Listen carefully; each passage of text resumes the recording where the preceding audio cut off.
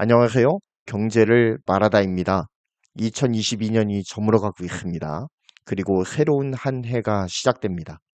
하지만 들려오는 소식들은 새로운 한 해 또한 녹록지 않을 것임을 시사하고 있습니다. 게다가 제조업 베이스의 국가인 우리나라는 경기 둔화로 인해서 몇몇 업종을 제외하고는 매우 어려운 한때를 보내는 것이 예약된 상황이죠. 하지만 우리는 언제나 그랬듯 어려움 속에서도 정답을 늘 찾아왔고 기가 막히게 위기를 타개해 왔던 위기에 강한 민족입니다. 즉, 우리에게 다가온 이 위기는 우리가 또 다른 도약을 하게 되는 중요한 계기가 되지 않을까라는 생각을 개인적으로 해봅니다. IMF 경제 위기를 예로 들어서 설명드리겠습니다. 이 IMF 경제 위기는 아이러니하게도 재래식 공업 중심의 국가였던 한국이 IT 기술 강국으로 가는 초석을 닦아주는 매개체 역할을 했습니다. 현대반도체가 하이닉스로 개명이 됐고 이를 SK그룹에서 인수하면서 전 세계 메모리 반도체 2위 SK 하이닉스의 영광을 만들 초석을 만들었던 시기가 바로 이 IMF 시기였죠. 삼성전자는 일본과의 반도체 기술 경쟁에서 승리함을 통해 부동의 세계 1위 메모리 반도체 회사가 되었습니다. 모두 이 당시에 일어난 강력한 IT 드라이브를 통해서 본격적인 발전의 동력을 얻은 사례죠. 그런데 우리가 1990년대 말부터 2000년대 초에 구축했던 이 IT 강국의 이미지와 고부가 가치 제조업의 위상은 2022년 말을 지나가는 현재의 상황에서는 많이 위태로워지고 있다라는 설명을 드리고 싶습니다. 특히 제조업 중심의 산업 구조는 경기 침체에 매우 취약한 약점을 드러내고 있는 중이죠. 특히 꽤 오래 한국 경제의 강력한 버팀목이었던 반도체조차 현재 경기 침체로 인해서 IT 수요가 급감하며 큰 어려움에 직면해 있는 상황입니다. 오죽하면 메모리 업체 중에서 유일하게 흑자를 지켜내고 있었던 삼성전자조차 내년 1분기에서 2분기쯤에 적자로 전환될 것이라는 암울한 예측이 오고 가는 국면으로 시장이 치닫고 있다는 겁니다. 우리 경제를 강력하게 지탱해주던 제조업이 흔들리면서 이젠 한국도 산업구조의 개편이 필요한 시기에 직면해 있다라는 말씀을 드리고 싶습니다. 기존의 수익 모델로는 더 이상의 발전을 기대하기 힘든 상황입니다. 잘해봐야 흐성이고 못하면은 시장을 빼앗길 것입니다. 우리가 주력으로 삼는 산업들은 이미 중국이라는 거대한 경쟁자와 맞닥뜨리고 있습니다.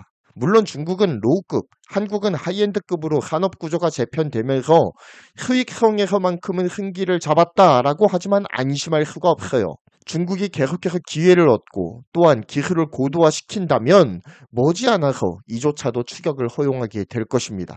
하이엔드급에서조차 경쟁을 하게 돼버리는 암울한 상황이 도래할 수 있다는 거죠.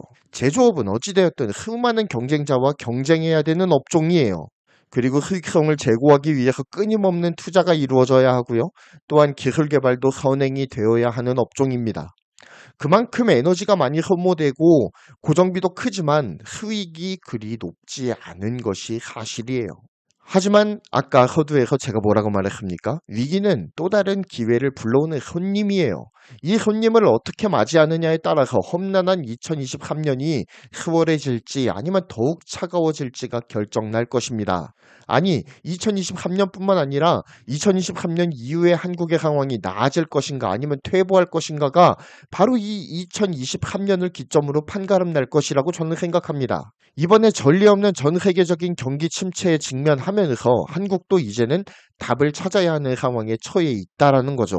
미국은 물가 상승이라는 위기를 금리 폭등이라는 제살 깎아먹는 고육책으로 어찌어찌 타개해 나가고 있습니다. 하지만 이것은 미국이기 때문에 가능한 거예요. 기축통화국이기 때문에 가능한 것입니다. 미국만 금리를 인상하고 끝이었다면 그나마 나았을 텐데 이러한 미국의 제살 깎아먹는 고육책 때문에 전 세계적인 금리 인상 기조가 지금까지도 이어지고 있고 내년에도 이어질 겁니다. 금리의 급격한 인상으로 인해 기업의 투자는 위축되고 소비 심리는 다운되었습니다. 또한 그 결과 경기가 침체하게 되었고 물가는 기대한 만큼 내려오지 않고 있는 상황입니다.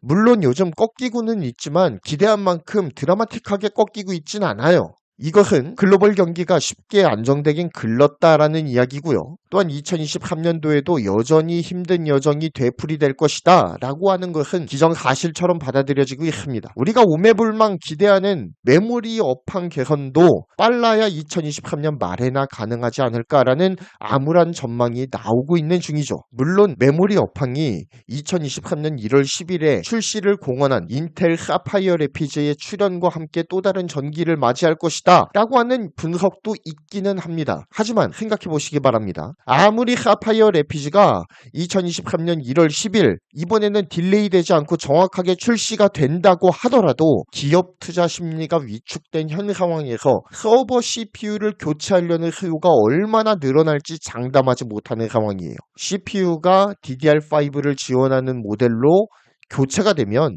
자연스럽게 CPU의 성능을 100% 발휘할 수 있게 하기 위해서 DDR4를 DDR5로 교체해주는 교체 수요가 생겨나기 때문에 한국의 대표적인 메모리 업체인 삼성전자와 SK 하이닉스에게는 굉장한 호재로 작용한다라는 기대감에 들떠 있었습니다. 그런데 지금 어떤 상황이죠? 바로 경기 침체 상황이에요. 서버용 DDR5가 본격적으로 시장에 엄청나게 풀리기 시작하는 시기가 메모리 업황이 다시 살아나는 계기가 될 것인데 기업들의 투자 심리가 위축되어 있기 때문에 얼마의 DDR5 수요를 창출할 수 있을지 아무도 모른다는 거예요. 그게 관건인데 말이죠. 소비자용 DDR5의 경우도 경기가 나아져야 IT 수요가 회복되면서 본격적으로 만기할 것으로 보입니다. 그렇기 때문에 어차피 2023년은 우리에게 어려운 한 해가 될 거예요. 그렇다면 우리가 던져야 될 질문은 이거죠. 언제까지 이렇게 경기에 함몰되어서 널뛰는 산업 구조를 가지고 가야 되느냐라는 겁니다. 경기 흐름에 종속된 기업 운영에서 탈피하기 위해서 이제는 노력을 해야 될 때라는 것이죠. 이를 위해 여러 기업체들은 업종도 바꿔보고 주력 산업도 다시 한번 일으켜 세워가면서 바쁘게 돌아가고 있는 중입니다. 쉬고 있는 게 아니에요. 놀고 있지 않습니다. 우리 기업도 얼마나 열심히 일합니까? 그리고 그 중에서도 단연 눈에 띄는 것은 삼성의 행보이죠. 삼성은 2022년도에 두 가지 주요 발걸음을 보여줬다고 생각합니다. 첫 번째는 인위적 메모리 반도체 감산이 없다라고 밝혔던 것. 그럼으로써 경기가 본격적으로 회복되기 시작했을 때에 주도적인 위치에 서겠다라고 하는 전략. 그리고 두 번째는 네이버와 AI 반도체 협력을 맺은 것. 이 두 가지가 삼성의 주요한 발걸음이라고 생각을 하는데요. 그래서 저는 삼성이 메모리 반도체에서 완벽한 승리자가 되는 것, 그리고 AI 반도체를 통해서 반도체 파운드리 산업에 또 다른 전기를 마련하겠다라고 하는 것, 그 두 가지가 2023년을 주름잡을 삼성의 주요 어젠다가 아닌가라는 생각을 해보게 됩니다. 또한 삼성전자는 파운드리 캐파의 본격적인 확장을 예고했습니다. 2025년도까지 지금 현재 캐파의 3배를 확충하겠다라고 공언을 해놓은 상황이죠.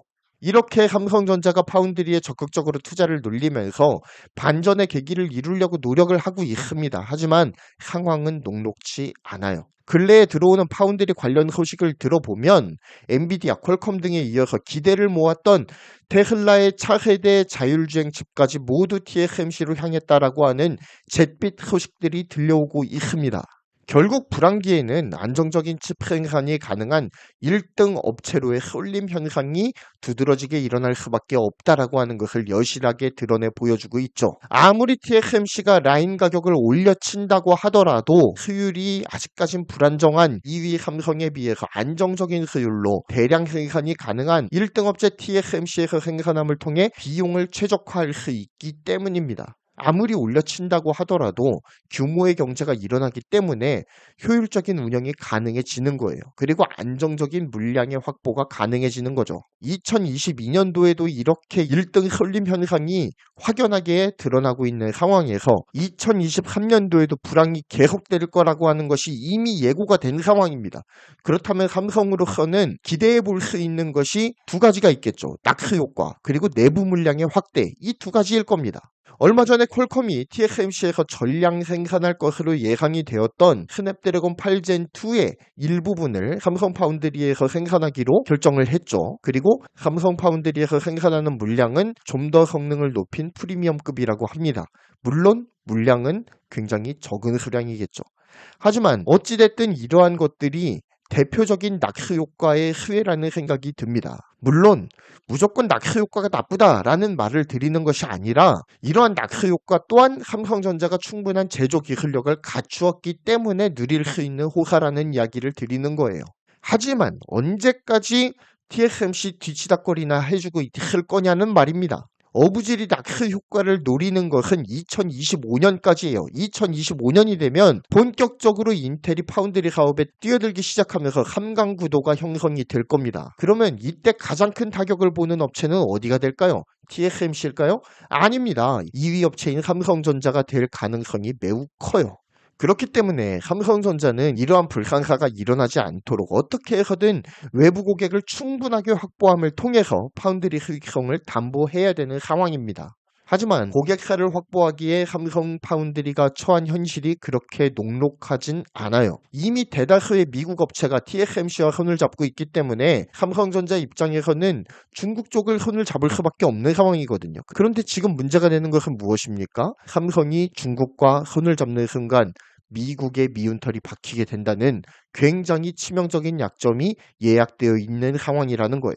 그렇다면 중국의 물량을 받지 않는다면 결국 2023년에도 TSMC에서 이탈되는 낙스 효과를 기대해야 된다라는 소리가 되는 건데 이거는 삼성 파운드리에게 그리 좋은 상황은 아니죠.